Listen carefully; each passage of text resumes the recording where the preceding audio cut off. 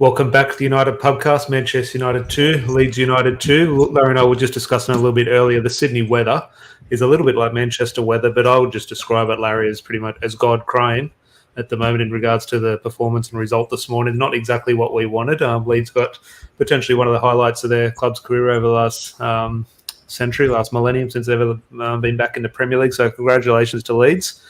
Their 2-2 draw and a disappointing day at the office for Manchester United. Now, I don't know if this stemmed from as I said, my emotion towards Leeds United, but my initial reaction at full time was one of sheer frustration and a little bit of anger. I was thinking, okay, it wasn't a point game for me. It was still 2 points dropped off of the back of the draw. But after the day at work and after thinking about it and sort of letting the emotions die down a little bit, I'm starting to see, okay, it was just one of those days potentially. Maybe it wasn't as bad as I did think it was at full time. But after the day at work, just tell me about your feelings of the match in terms of, just sum up your thoughts. Extremely frustrating, Tom. Extremely frustrating. I thought, Fred epitomized that performance. You and I debated at length. Tom and I have a running joke for anyone who's new here about my flip-flopping between Fred and McTominay. If you ask us tomorrow, who do you sell, Fred or McTominay? If you're asking me today, I want to sell both of them and a packet of chips. But look, it was a really frustrating performance. I thought we've seen so much progression under Erik ten Hag. United just couldn't get the ball out of the back, could they? And I just thought, you know what? Sometimes you don't know how good a player is until they're missing. And when Casemiro is not there, it all just turns to shit. And the thing is, without Casemiro and Eriksen, that midfield it was rudderless. It actually took me back to last season when it was the McFred. It did have that feeling, and look, we're going to get into individuals because individuals have copped it online, unfortunately, over the last 12 hours. So we'll discuss it, individual performances and critique and how we sort of view different players and dissect their performances. Very interesting. Sabitzer, I thought, had quite a good game. Give me one sec there. I thought Sabitzer had quite a good game. However, if you look in that area of the pitch, if Scott McTominay was doing what Sabitzer was doing in terms of picking the ball up from the back four, Scott McTominay would be crucified for hiding. Sabitzer didn't go and get the ball. And I'm just thinking we view Sabitzer as a very good performance, which I agree with. But ultimately, we view his performance differently because he's a better footballer, more likeable person at the moment than McTominay. And we're going to get into Garnacho and why he's criticised and someone else isn't. So it will be very interesting. But I'll say good day to everyone in the live chat before we crack on with all things review. Adam, good to see you, mate, as always. George, I read this in regards to WEGHORST on the pitch. We didn't cross the ball. Don't get me started on why we do that. They're definitely part of the discussion when we get into the striker debate. Mike, good to see you. Sully, as always, such a frustrating performance this morning. I agree 100%. George, highlights played out like I thought. We couldn't hold the midfield, which is why I wanted Lindelof in midfield. Casemiro, full stop, is our midfield balance going from defence to attack. Lindelof was a shout, obviously did come in. It will be very interesting the return leg, the next fixture away at Ellen Road. Lindelof is potentially a shout starting in there. Will be very interesting. George, yourself, Fred and McTominay for a pack of chips. We literally had nobody else to bring in. I think that is one of the things, and we'll get into that in regards to, that is where my frustrations eased over the day, Larry, in regards to, I was thinking of all these individual performances and the drop points, and so what could have been different? What could have Erik ten Hag have done better to sort of maximise our chance of getting points? But then I did look back at the situation. Our only three midfielders fit. What could you do? What other combination could you play? No, yes, obviously you could change it up a little bit, but really Erik ten Hag's hands were really tied. And not only that, before all these fixtures, we sit here and say this fixture pile-up, that's going to catch up on us. That's going to catch up. These players can't deal with it. It looked like that, and suddenly we can't deal with it, and we're looking to criticise. So I'm just thinking, ultimately, potentially, in my opinion, few injuries, one of those days, and ultimately what we do call before these games do happen, the players are going to get tired, and that's not to be critical. That's just science. The players are going to get tired. In terms of what he does next game will be absolutely interesting. I do have an opinion on Wout Weghorst, and we'll absolutely get into that. And the title of the video will allude to that in a little bit. So hang tight, ladies and gentlemen, or just gentlemen, if we're being honest, whisper.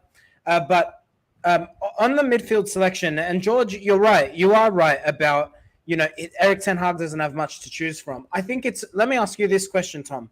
Is Scott McTominay's fit? Because I think McTominay is almost a bit of the forgotten man. The point you made around Sabitzer, I agree with you. I would actually argue that Sabitzer he's a number 8, first and foremost. What wasn't his role? It's not his fault. It's not his fault. And that's the thing. I think if you get Sabitzer doing what Fred's job is, and you can get someone to deputize for Casemiro, and I use the word deputize lightly. Look, McTominay can do a job. I think we saw at the start of the season, United were on a very positive run of performances with McTominay in the number 6. It's, again, McTominay's best position is number 8, and that's definitely an area that needs investing. But if you're choosing between Fred and Sabitzer, it's Sabitzer all day long. So now if McTominay can get himself fit, I think he's got an opportunity to put himself back in favour with Erik ten Hag. Because I think between Fred and McTominay, it's probably neck and neck. I think he opts for Fred because Fred's more energetic and agile. When you're talking about pressing higher up the pitch, I can understand why you would prefer Fred. And look, oh, the God, Fred. Okay, I got to hold on. Look, it's hard with Fred because, look, I find it hard after the game and during the game. My anger and frustration towards individuals was there. Ultimately, I had to look back, but I have to look back. It's one game. Fred, even me, is a huge critic of Fred. He's been good this season, or good lately. Yes. And I'm just saying, ultimately, it's a bad performance. So we allowed Marcus Rashford a bad performance or two because he's banging in goals. Ultimately, we're getting Alejandro Garnacho. He's been very good since his arrival in first-team football. Had a below-par performance. That happened. So I'm going to excuse players for bad performances. I'm going to touch on Marcus Rashford's work rate in a little bit in that first half. But the individual performance, Fred had a bad game today. I'm a critic of him, but I'm not going to go in on Fred for a bad performance. It is what it is.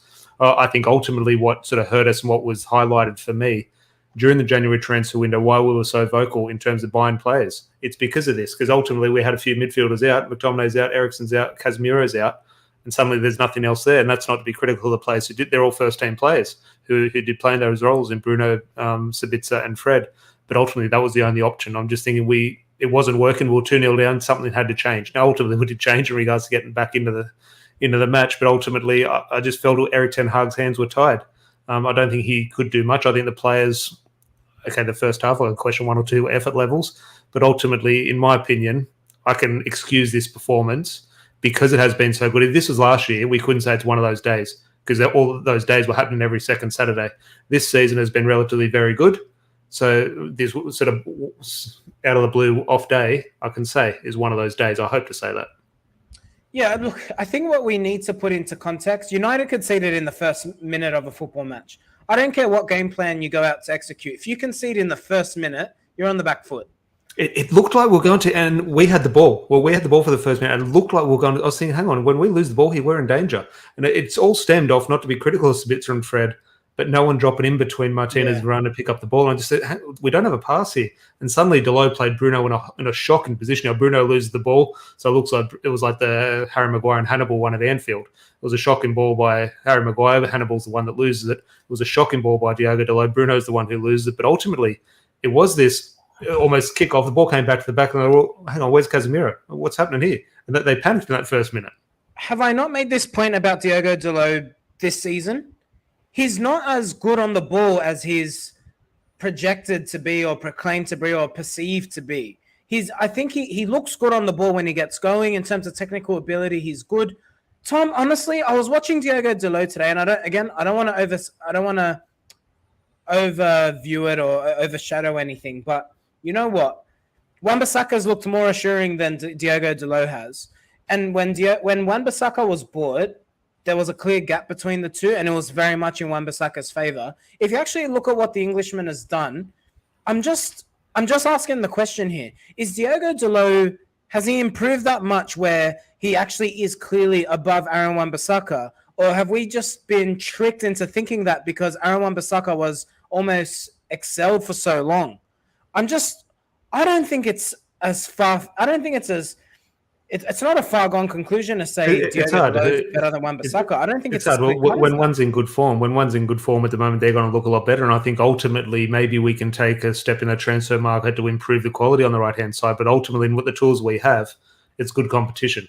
If Aaron Wan-Bissaka is in better form, okay, he's deserving to be playing now. If Diogo Dalot is able to find a little bit better form than Wan-Bissaka, well, that's very good because Wan-Bissaka has been good. So ultimately, we've got good competition at right back. It's up to them to one person to nail that spot down and sort of provide that consistency. But is there anything else in regards to starting 11? Obviously, we'll work our way forward. We'll get to Rashford, Weghorst, etc. in a little bit. But in regards to that back four, I thought Varane was not a bad game, but just a little bit shaky, I thought. Lisandro Martinez had a good game. at the back, and midfield sort of is what it is. But anything else in regards to that starting 11 that raised an eyebrow? Not in terms of the personnel, but I will be slightly critical of Erik ten Hag here. Rashford, when your best player is in form, don't mess with that formula. I understand with putting a young kid in his preferred position so he can just play his natural game. Marcus is ineffective from the right. He's been ineffective from the right since we've seen him in the first team. He is our best attacking outlet right now. I don't agree with moving your best player. I'm sorry. I understand because of personnel. I understand Sancho was sick during the week. I understand all of that. You don't move your best player. You just can't. He's our only goal threat. And when he was on the pitch in a position he's more familiar with, he scores a goal. So, and look, we'll get into Garnacho in a moment, I'm sure. But well, on that point, in regards, we'll have a discussion where this is sort of going to lead to in terms of is WEGHORST the answer? Well, if he's not, you want to play and I'm not disagreeing. I'm agreeing at the moment, not in terms of what I want to see on Sunday. But Marcus Rashford, you're saying needs to play on the left-hand side because that's where he's hurting teams. Where are you lining him up on Sunday? You're lining him up through the middle. Yeah, and I am. And the reason for that is I think the perception around Wout Weghorst is, again, twisted, put out of context. I think people are easily manipulated by people with a bigger platform or people on Sky Sports or whatever it might be. Man, this guy, like, he's doing a job. Wout Weghorst is absolutely doing a job, and this isn't a criticism of him. But I've seen him, like, there's not enough football about him. I thought United looked so stagnant today in the front three because he doesn't have the mobility or the ability to occupy a spot on the flank. So he's a focal point number 9. And if you're going to have a big number 9 like that, it needs to be someone who is, maybe not even world class, but someone who's got a bit more variety to their game. But is that on the team? Like George said at the start, isn't it more so? Look, I agree. But isn't it more so on the team? Because when he's on the field, we don't cross the ball. Suddenly he goes off and we're spamming crosses in the box. I'm just saying that makes no sense to me.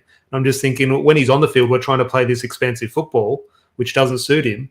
And suddenly when he's off the field, we're pumping balls into a target man. I'm just thinking surely that comes down to not critical of Erik ten Hag and the coach and stuff, but simply that makes no sense to me. Yeah, I think there's a few moving pieces here. And what you're saying is right. And maybe United aren't playing to his strengths. But the way United have played their best football this season is on the floor. So to suddenly have a striker and to say, all right, from now on, we're going to get the ball into certain areas and cross. I don't really think I think it's counterintuitive. And look, I think as a good football team, you do have to have different outlets and different ways of breaking teams down. But like from what I'm seeing of him, Tom, he's not the most lethal threat in the air either. I'm not seeing him like he's getting his head onto things. He's being competitive, but I don't really see him. I think we've crossed the ball twice to him since he's arrived. He's got his head on both. Well, you know what? It could be that because we're so stagnant in the wide areas that you're actually not creating enough space or opportunity for the balls to come in. But that's kind of my point. I think when Martial doesn't play, for all the criticisms of Martial, and they're valid points in terms of his injury record, when Martial's not there, that front three just isn't fluid. He kind of brings everything together, Martial. And I think Wout Weghorst is just quite limited. And then you look at the other players, even Rashford, like Rashford's movement benefits from what happens inside of him. And I just think to get the best out of Marcus, who is our best player, that's probably where the focus actually needs to be. I think Wout Weghorst needs players in the wide areas creating space for him so players can get into prime position across for him. But Garnacho is so set in how he plays. And then you got Rashford, who's playing on the right, who never plays on the right. Not going to hold his width because he always wants to shoot. By the way, great shot, Marcus. You knocked that bloke's head off. But I just thought between the way Garnacho and Rashford play, you were never going to create the opportunities to get crosses into Wout Weghorst. Well, on Garnacho, I'll start on Garnacho because he's trending for all the wrong reasons on social media in regards to, and look, he hasn't helped himself on social media. He's going on liking fans' tweets, and it's weird the tweets he's liking as well. He's liking tweets that sort of are criticising him. So that's do you think he's a bit of a sadist? Do you think that he gets off on that? Look, there's obviously, and look, this is not to be critical of Garnacho. There's an attitude problem. Erik ten Hag has confirmed that. We've seen one or two snippets on the pitch. Now, ultimately, he's a young player, so I have no sort of real concerns over his attitude, but that is there. there's something, and he's a young person. Young people sort of have far different sort of bringings up these days than what you and I did, sort of thing. So ultimately, he's a different character, and maybe we do have to sort of understand him a little bit more. But ultimately, there is an attitude problem. I have full faith in Alejandro Garnacho and Erik ten Hag to fix that. So he's going to mature. That's not my main concern.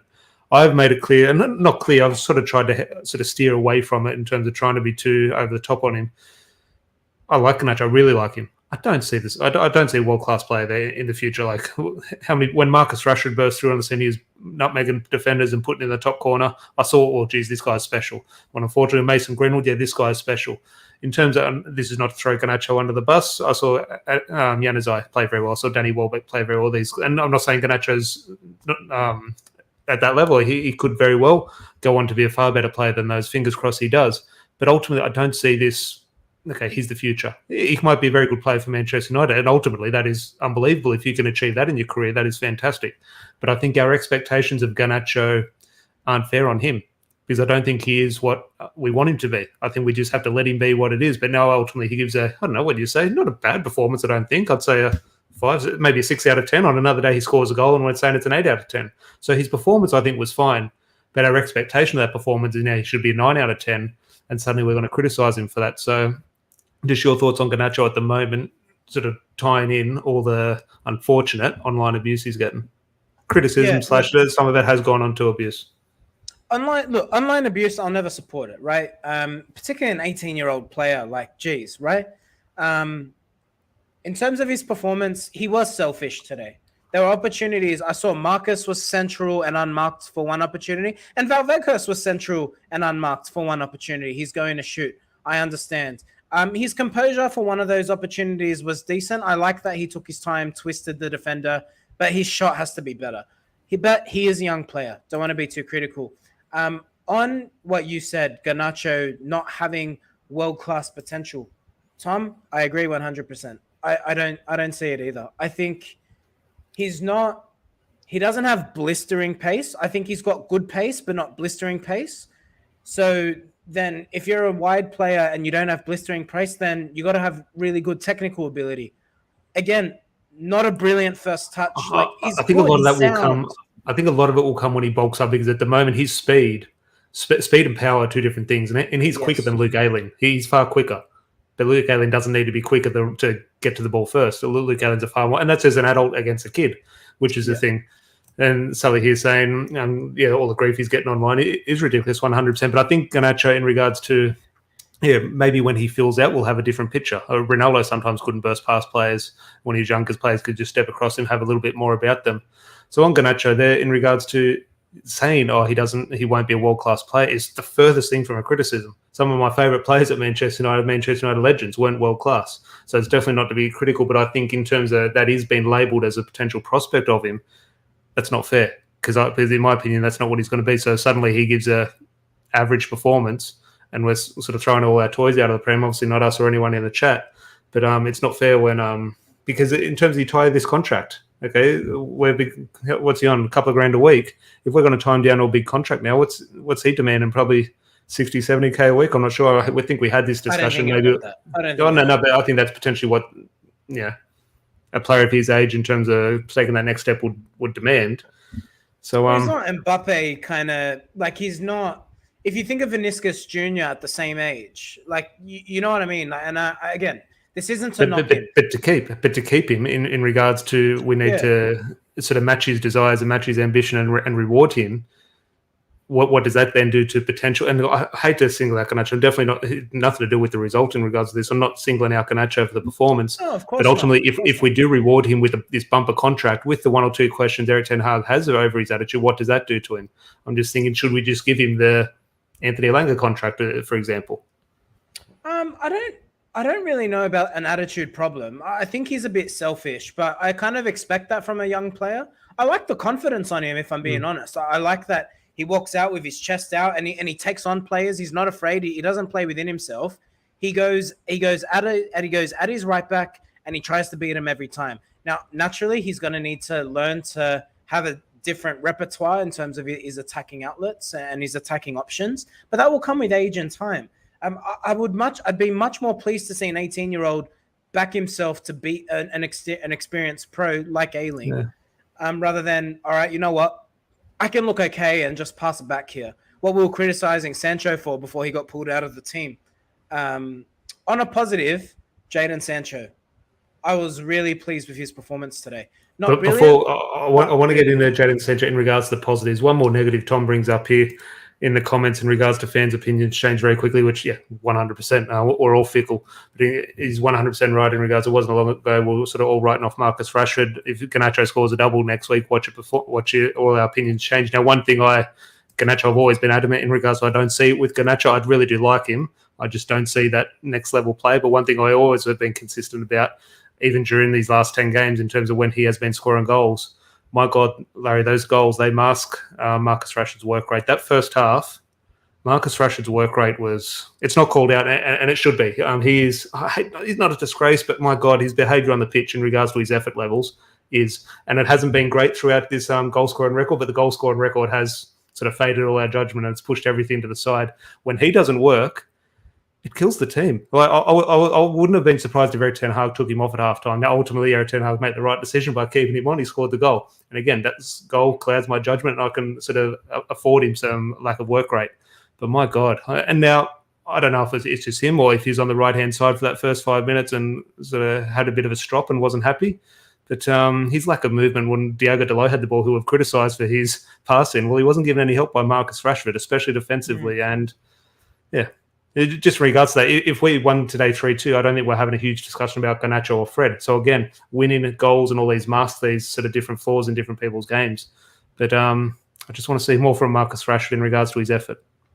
It's a really difficult one because, again, he's our best attacking outlet. So do you want him to use his energy to defend, or do you get him to preserve his energy, just kind of be present, and then save that energy for bursting past players or breaking away? Can I say, I thought the yellow card for the left back, to me, that's a red card. I know he wasn't the last man. I get all of that. But he would have been on goal. Who was going to catch him from there? Please. Yeah. Do you get me? It was close. To the letter of the law, I understand, but those players weren't getting close to him. Anyway, I digress, but I take your point on Rashford. He's our best player at the moment. Like, if he's not scoring goals, where are the goals coming from? And that's the problem. So look, ultimately he's got us back into this game with a big goal. So that's the thing. And yes, if a player is scoring goals, look at Ronaldo in his first spell at Manchester United. Ferguson told him not to run. Simply, you can afford one player, but ultimately, when we're 2-0 down and you're not running, that causes an issue with me. Now, ultimately, he gets us back into the game, so fair play. But I do just want to see, in regards to the minimum demand we have of these players is to work hard. He needs to do a little bit more of that, in my opinion. But if he scores goals, he's going to shut me up. So fingers crossed he can do that. But I think we'll go into positives. You'll mention Jadon Sancho. So I'll let you take the floor on Sancho, and if this sort of provides a nice segue into 3-2-1s, because a bit of a game changer. Sancho, really, really pleasing. I actually am going to say I think that was his most complete performance in a United shirt. And let me tell you why, Tom. Maybe not over the top. Hold on. I'll explain why. You got to let me speak, mate. I think that he's had better overall contributions in matches. But you know what I liked about this game, Tom? His passing was good, which we've seen before. His dribbling was good, which we've seen before. He bursted past the player today. That's been the biggest criticism of Jadon Sancho. Burst past a player, take him on, drop the shoulder, and off you go. He did that today. And the thing I like about Sancho compared to Garnacho, and again, this is a young player. We got to give him time. Sancho's a young player too, actually, 23 years of age. But we forget that, don't we? But with Sancho, the thing I like about him, he can beat you in 5 different ways. He can beat you with a pass. He can go on the inside. He can go on the outside. It was a complete performance in the sense he showed us his ability in different spots during the match. And that's what I mean by a complete performance. His fitness didn't look there. I think that looked quite clear. And that will come with time. But let me ask you this on Jadon Sancho then. United, next game. Let's assume Anthony is fit. Martial, brittle as shit. You pick up the mud in your front yard and it falls in your hands. Anthony Martial's the mud in your front lawn after a soaking Sydney day. So assuming Martial isn't fit, these are your players, WEGHORST, Sancho, Rashford, Anthony. I'm telling you, I think there's a very strong argument Rashford should be your striker. and I think it should be Sancho on the left and Anthony on the right. What do you think with that? Yeah, I think Sancho starts. I think Marcus Rashford comes in through the middle in regards to the limitations WEGHORST had in the Leeds match. So I think WEGHORST drops out. Rashford, that means he's through the middle in regards to he's the only option. And I think Anthony is obviously at Old Trafford watching in the back of the Stretford end in his box. So he didn't look too injured in his celebration. So fingers crossed he's back soon. I'm not sure what the situation is with Anthony, but if he's fit and available. He got hurt bleaching his hair. Looked quite blonde. So. Well, it burnt a little bit. But yeah, if Anthony's... God, didn't we miss Anthony? I didn't hear anyone complaining about he's only got a left foot today. My God, we could have done with that left foot and some sort of safety on the ball and some defensive work rate. My God, we missed Anthony. I think that was potentially a huge issue with our balance in regards to the way we sort of turn the ball over in the final third. Sometimes Anthony keeps the ball a little bit too safe for us, but he keeps the ball for us. And suddenly we're so open in the transition because we're losing the ball in dangerous areas. So fingers crossed Anthony's back soon. I think he's huge for their Ten Hag system. But in regards to Jadon Sancho, yeah, I think he's probably done enough. Now, ultimately, fitness will play a huge issue in regards to his ability to start a match for Eric Ten Hag, especially away at Leeds. Look, we'll discuss it a little bit later. I pencil in a loss at Leeds. I just do. If we can get a draw or a win, that's a bonus. But I just think Leeds will be up for this. Even when we beat them 4-2 last year, it had all the hallmarks of us dropping points. They're going to be up for it like you wouldn't believe. Manchester United are going to have to be bloody brilliant on Sunday to get a result. Now, hopefully we are brilliant, and I have faith in us to be. But ultimately, there's a day that there's a chance we're not. And if that's the case, Leeds are unfortunately going to be up for it. So it's a tough game on the weekend. Sancho starts. I'm not sure. I would. Ralph Rangnick's bald reject bastard put the best pressing performance I've seen against Manchester United. Was he even the manager? I think he looked like he had the same role. So they had 3 managers, which is insane. But can we investigate that, like FFP? Like, is that legal to have 3 managers? FFP, can we do what's the problem? Between the 3 of them, they're not matching our salary. I promise you that. Yeah, but you know how we're sort of finding all these loopholes. Or Manchester City, they're guilty of this, guilty of that. Surely there's a rule that you can't have 3 managers, and we can get Leeds. You know what? Leeds are the team that you love to hate. Honestly, I would hate it if they went down. Like, I'd mock them, but you go to the next season and Tom. But when you beat them, it's so satisfying. Like, do you get what I mean? Yeah, I know, but it's satisfying beating everyone. Yes, obviously Leeds. But what satisfies me more is them not having Premier League football for 20 years. Whoa, hold on. Box, what's this comment? Palestri is ready to start. Garnacho isn't. Garnacho is a headless chicken. Come on, mate. That's harsh. What do you think of Palestri when he came? Yeah, I don't agree on the Garnacho. While I've been critical of Garnacho, I don't agree with so much on that. But Palestri, he's an option for Eric Ten Hag. Now, I don't think that option is ready to sort of make a sort of consistent difference. Now, he can come on and change a game here or there or provide an impact, of course. Palestri starting away at Ellen Road. That's not a possibility for me. Tom, maybe it is. I've full faith in him. Yeah. The thing with Palestri is the way he plays. It's so interesting with United. I don't know what it is with our recruitment. I feel like every right winger we buy looks more natural as a number 10. And I think you can put Palestri in that. I think that's the way players growing up now, the way players develop it through academies, whether that be in England or South America, or it's big in Japan now, Australia even, developing the player in terms of their technique and everything. You're almost finding the position later. Back 30 years ago, okay, David Beckham, you got a good right foot, you're going to play on the right-hand side. Ryan Giggs, you're faster and you've got a left foot, you're going to play on the left-hand side. Your position was picked for you for your traits. Now players are developing at a far higher level. They're all good on the ball. They're all technical and they're all sort of very tidy and adapt. But that is where I think everyone sort of develops as a number 10. Everyone develops as a midfielder. You can't suddenly put 11 players in that area of the pitch, so you have to sort of put them around the pitch. Yeah, I like Palestri. I think he offers something different. And I got to say, I will give credit to Eric Ten Hag because I thought, because he hasn't got a lot of experience, we haven't really seen a lot of him in the Premier League. He could have opted for the safe choice. But you know what I do like about Ten Hag, Tom? Even when I think he gets it wrong, he's not afraid to try something different. Like, if that was Ole Gunnar Solskjaer, I promise you the same 11 that ran onto that pitch would have stayed the same 11 and we would have just failed our way to a 3-0 loss. I like Ole Gunnar Solskjaer. I was gutted when he got sacked because I think he's a great guy and obviously he's a legend of Manchester United. But Eric Ten Hag, and again, this shows the lack of depth. When everyone's fit, I think United got a top 3, top 4 team. But the second we start getting any injuries, there's a big quality dip off. And I think as fans, we're naturally attracted to young players. We want to see young players get an opportunity. not all these young players are going to be good enough to make it at Manchester United. And I think a lot of it's more the hope of, hopefully it's Palestri, hopefully it's Garnacho, hopefully it's an Anthony Alenga and whoever else preceded them and will succeed them. Palestri looks good. I've liked what I've seen of him in the League Cup. You're right. To ask him to start at Leeds, it's a big ask. I think if Anthony's fit, as frustrating as I find Anthony, he offers a hell of a lot of balance, if nothing else. Yeah, no, it's hard to argue. We'll get in 3-2-1s. There's 2 comments here before we crack on. Tommy, Palestri looks more like a technical, selfless player. He always looks to pass the ball.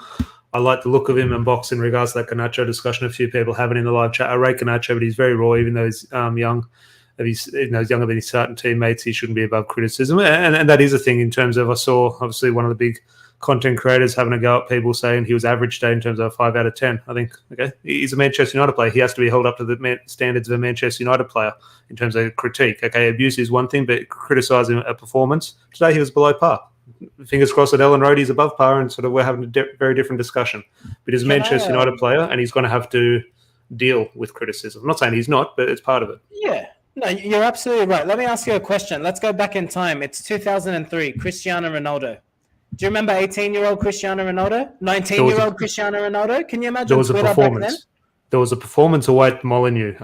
Wes Brown lost the ball and Kenny Miller for Wolves ran through, beat us 1-0. It was the day Roy Keane walked out of the tunnel before everyone else, where Paul Ince was there as their captain of the other team and the referees weren't ready. Roy Keane took the team out. We lost that 1-0. Kenny Miller nicked out of Wes Brown's pocket. Ronaldo, that performance, you've never seen anything like it. I wanted to kill him. It was the worst performance I've seen by a Man United player. His crossing that day, Bebe looked like David Beckham. And, Ronaldo turned out okay after that. So it is one of those things we do have to afford Garnacho a lot of praise, a lot of time and a lot of patience. Fingers crossed. He can not even turn it around. He's been brilliant this season. But he's going to have to maybe get his head down, and I have full faith, not just in him, but more so in Erik ten Hag to fix that. So, look, that's enough negatives for today. We came back to Manchester United, 3-2-1s, I was going to say. 3-2-1s. That's what I was alluding to. It's time for 3-2-1s. It's got to be Jadon Sancho for me. The impact off the bench. Ultimately, I wouldn't say match-winning goal, but match-saving goal. I think if Sancho didn't come on, I think we lose that game. He absolutely contributed to the comeback. So in terms of his impact, undoubted. I was so happy for him when he scored. And it was so pleasing to see. Let's talk about a positive, a feel-good. The squad, Old Trafford was bouncing. Did you see even Erik ten Hag, when they were running back to halfway up to Sancho's goal, Erik ten Hag had a bit of a smile. It looked like a direct smile, but who knows? I may be reading too much into it. He definitely looked like he was thrilled for Sancho, and rightly so. Yeah, absolutely. I'm happy for Sancho. I really am. So good on him, and I hope whatever's gone on, hopefully it's behind him and he can play some good football. There are 20 patrons here live. Thank you for joining us. Hit a like on the video, please. Helps me and Tom a lot. Makes us smile. Considering my roof is about to cave in from all the rain. There's a few shouts here. Well, there's a few shouts in regards to going into 2 points. Adam here saying Martinez for 2 and Rashford for 1. George agreeing Martinez for 2, Rashford for 1. Tom here got it flipped around, Rashford and Martinez. George with a big shout out. I think maybe his Lindelof love going a little bit too far here. But I might give him points at it. In the 85th minute?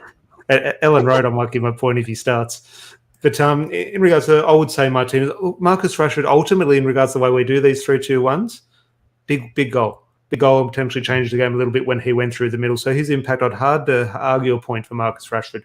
Ultimately, in my opinion, his performance in the first half, as I said, his work rate is what it is. It was embarrassing. And that sort of sticks with me. But ultimately, he did get the big goal. So Martinez, I would go for 2. Rashford, I would find it hard to argue. But ultimately, wasn't great. I thought Sabitzer for his performance compared to sort of what he had around him, I thought did okay. Now, is that enough for a point? I don't think so. I think Martinez gets the 2, but just your thinking. It has to be Rashford. I understand what you're saying about his work rate. I think calling it embarrassing is harsh. I understand what you're saying, and I know Rashford's not peak Cristiano Ronaldo or Mbappe. Tom, the best players, the attacking players in the best teams, they're excused to work. If you think Rashford's embarrassing, go watch one Ligue 1 game with Mbappe. Go watch how much he runs in defense. You think Rashford's lazy. Mbappe is on his couch naked smoking a cigar in comparison to what Rashford did today. Promise you that. So when the Qatari owners come in, can we have Rashford and Mbappe together? I've said it before. I'm telling you, I've been on here before and I've said it. If we get new owners, do not be surprised. Cash rich. I'm talking people who think like, oh, ran out of toilet paper. 1 second, I'm gonna get my wallet and use a $50 bill to wipe my asshole. If we get people with that mentality, I'm telling you, Mbappe to Manchester United, I don't think it's probable, but I think it's possible. I think it's almost nailed on, especially if it's Qatar. I'm not sure. I think Mbappe has some type of deal with Qatar, but that's a discussion for another day. I'm sure we'll be having plenty of those. But would you go Martinez for the 2 over Rashford, or would you be going? Yeah, Rashford? Martinez was. Look, I'll give you Martinez the 2 for kicking Bamford in the head. That's points worthy. Oh yeah, that was brilliant. I love that. Counter Leeds. Oh my gosh, they were just lying down for everything in that first half. The referees, so many referees haven't played the game. They don't understand the game. They don't realise how players waste time. Yes. Referees, when they're engaged in a conversation, they don't think of that as wasting time. They think of that as refereeing. But ultimately, that's what a player will do. He'll formulate a situation where it results in the referee coming to talk about time wasted. So he'll bring the player over to make sure you don't time waste, which is in fact what? Time wasting. But because the referee is engaged in that action, he feels like he's doing something. It's not time wasted for him. So that's why there may be potentially less sort of time added on. But referees just simply don't understand that. The Leeds players are almost smirking. Oh my God, the ref's coming over to tell us again. Like he's simply failing. And look, that's not an excuse. Well, we didn't deserve to win the match. But the referee, yeah, he was shocking as usual. Yeah, he was shocking. No points for the referee. But look, I'm going to go Martinez for 2, Rashford for 1. I think that's the lay of the land for 3-2-1s. 3-2-1s. Well, Martinez and Rashford, they're climbing up. We'll give you a score update next week. Fingers crossed we're handing out a far more easier 3-2-1s after the trip to Ellen Road. But before we do wrap up, there's a few things breaking on social media in regards to a potential European Super League. Haven't looked too much into it. But before that, on the match, before we do wrap up, is there anything else we have missed in regards to Man United stuff on the pitch? No, let's not over. Again, we have to remember it's a process. Credit to Erik ten Hag. He's raised our expectations, and now if we're not fighting for the league, we've all got the shits. But the reality is, with the team we put out there on paper, if Casemiro and Eriksen are fit, or even one of those players, I think we win that game. Because I don't think United get caught in possession the way they did today. And it just shows Casemiro is invaluable. And while we need a striker, I'm telling you, number one priority isn't a striker. Number one priority is getting back up for Casemiro. Because when he's not there, we're back to last season. Back up for Casemiro, or a 20-year-old Casemiro, so we can have Casemiro for 3 or 4 more years and have the next one? Well, that's what I'm saying. I think the profile of the player has to be someone who's young and someone who can deputize. And when it's time for Casemiro to be a squad player, or if he's looking for his next move, then that player is going to be ready-made and to go. But United have made this mistake time and time again. When Carrick retired, it took till now to replace him. And United can't make that mistake again. We need to have our eye on the ball and see. We've got a Brazilian midfield maestro right now, best in the world, but he's 30. So in 3-4 years, particularly in his position, he can't cover that ground the whole time. We need someone there. If you listen to Kieran Trippier, we need Declan Rice, who's better than Casemiro, apparently. That was mate, I'm sorry. I know you play with him and he's your English teammate. But, did you eat some hash before you hopped on that interview? Give me a break. Anyway. Yeah, You're not need a 20-year-old Casemiro. You're 100% right. Look, I'm not sold on Declan Rice, but if he comes to Man United, I'm going to have to be sold. But not a preview for the next week, Larry, because I'm absolutely sick of Leeds for the time being. But same midfield 3, is his hands going to be tied just to do that, or is there a situation where you do see Lindelof coming in and potentially, I don't know how you change that. Do you play Lindelof, Fred, and Sabitzer and Bruno on the right-hand side? I'm not sure. For the return leg, difficult. I know in terms of, are you asking about the midfield, Tom? I would. Yeah, so how do you line that up? Because it didn't work today. It didn't work today, and I don't think we can do it again. I don't think you can go with Fred. Look, Fred pissed me off. So if you're asking me right this moment, I am going to say Sabitzer. I think Fred can only play well. I said this to you this morning. I think Fred, if it's Casemiro in the 6, Fred's first choice for number 8. I get it. I actually do get it, because I think Casemiro does all the difficult things so well that Fred can honestly play that little bit higher up the pitch, run around like a headless chicken, because Casemiro is telling him where to go, what to do, and it just frees him up. The second Fred has to think, he becomes an A-League player. I don't understand it. It does my head in. Sabitza's a better player. I'm starting Sabitzer. If McTominay's fit, I'm putting McTominay in the 6. If McTominay's not fit, fuck it, put Lindelof in the 6. I'm all behind it. I'd even support putting Martinez there, but Martinez is too much of a mainstay in the defense, and you don't weaken one position to strengthen another. Put Lindelof in the 6. I'll support it. Thoughts, Larry, before we wrap up. Look at us. 12 hours ago or 18 hours ago, and for the last sort of 2 months we've been sitting here, okay, we're going to win this trophy against Newcastle at Wembley. Suddenly a 2-2 draw against Leeds at Ellen Road, and we're suddenly looking at our midfield up against Newcastle at Wembley and thinking, oh, hang on, we got enough to win this trophy, or are Newcastle going to beat us? Casemiro will be fit, we'll be fine. Because Casemiro will be fit for that game, so we'll be fine. Just hopefully it doesn't get sent off against Barcelona, because obviously got the 2 key games, not that would carry over, but it's the 2 key games against Barcelona. But in terms of, has this draw against Leeds altered your thinking ahead of the final? Or because all my attention is on that final. Forget the Europa League, forget the Premier League. I'm about Newcastle at Wembley. Now, I've put this down to one of those days. It's an off day. I fancy us to, look, not in the ideal environment, but I do have belief in us in bouncing back on Sunday. I'm just thinking, have you put this down to an off day, or do you think this is actually the start of a tricky period for United? It is going to be tricky because it's a lot of football games, and I think what's going to be telling is how big of a loss is Eriksen. We're not going to know the answer, but if today is anything to go by, I'm terrified. I think, well, I am, because he's the only player in our squad who can do what he does, unless you play Bruno deeper. But if you play Bruno deeper, there's, again, no natural replacement for number 10. So United got a real conundrum. I hope it's a one-off. Let's treat it like a one-off.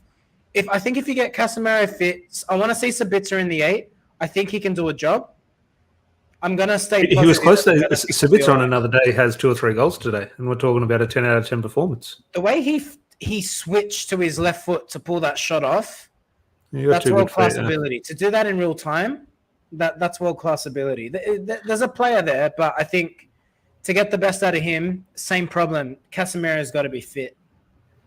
Yeah, but then again, I'm looking at Barcelona and they're winning the Spanish league, for God's sake. I thought they were 4th or 5th, but they're obviously going to be, even if Manchester United are at their best, anytime you're playing the league leaders in Spain, you're going to be in for a long afternoon, a long night. Newcastle, yeah, and George here, right? They have a big break before that League Cup final. Now, some people could say that, well, they won't be as sharp in terms of that momentum Manchester United would have, but the pessimist in us would say Manchester United will be tired, which is probably a far more sort of reliable statement. So, before we do wrap up, Larry, is there anything in regards to you do want to discuss?